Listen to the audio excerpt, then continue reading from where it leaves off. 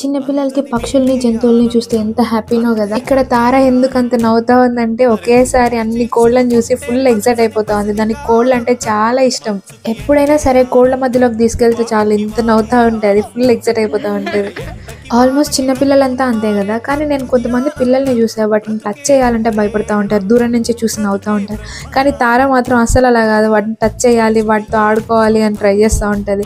వాటిని అందుకోవడానికి చూస్తది. మళ్ళీ దొరకకపోతే ఏమో ఏడ్చేస్తది. ఇట్లే కోళ్ళతో, జంతువులతో, చుట్టూ జనాలతో మంచిగా ఎంజాయ్ చేసింది తార అయితే ఇంటికెళ్ళినప్పుడు. అందుకే మాకు బెంగుళూరుకి రిటర్న్ వచ్చిన తర్వాత చుక్కలు చూపిస్తా ఉంది మాకు. రోజుకు 3-4 సార్లైనా ఏడుస్తది బయట తిప్పాలని. అక్కడైతే జనాలు ఎక్కువ, ఎవరో ఒకరు తిప్పుతానే ఉన్నారు. సో దానికి అలాగే అలవాటైపోయింది. ఇక్కడికి వస్తానే చుట్టూ జనాలు ఎవరు ఉండరు, ఆ వాతావరణం ఉండదు.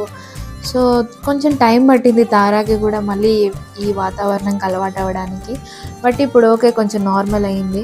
అయినా విలేజ్లో ఉండే ఫ్రీడమ్ సిటీలో ఉండదు కదా.